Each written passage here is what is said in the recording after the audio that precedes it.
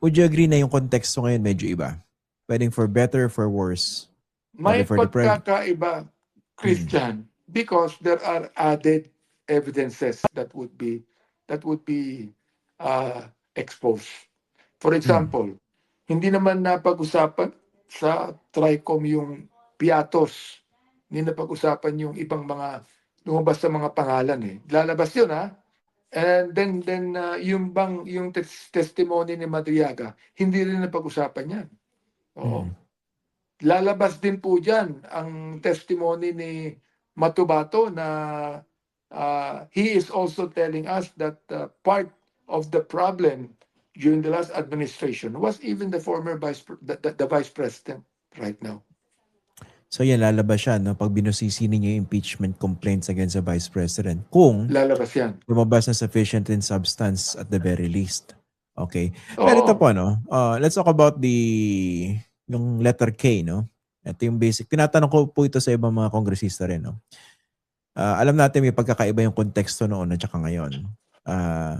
Yung mga kongresista ngayon, marami sa inyong mga kasama, nasasakdal. Especially in the court of public opinion because of the flood control scandal. So ang tanong, anong kay ninyo na mag-impeach ng Vice President on issues of corruption when in fact many of you are also facing that allegation, at least in the court of public opinion?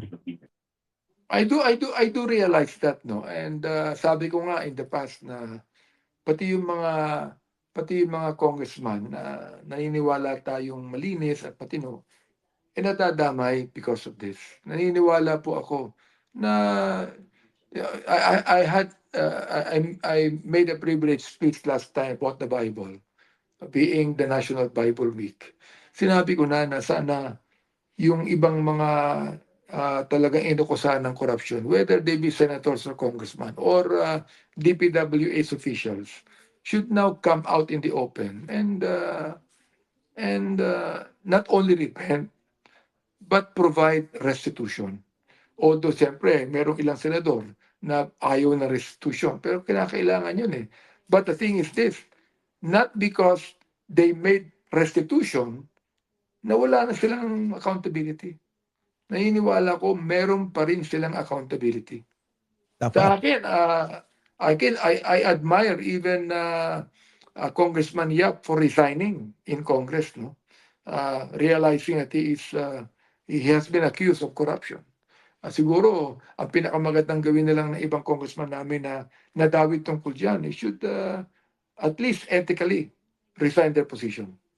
Mag-resign. Yes. Hindi ba kayo malalagasan ng matindi dyan pag nag-resign yung mga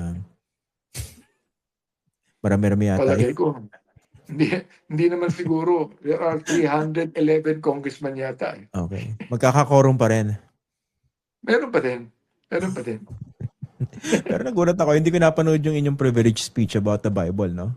You asked them to repent, yung mga sangkot sa I did, oo. flood control scandal. Medyo I did. napaisip lang ako ron, no? Kasi the honestly believe na yung mga ganong kagarapal ng mga mandarabong at magnanakaw ng mga senador at kongresista na ang daming ninakaw. Meron pa bang konsensya po ba yun sa tingin niyo?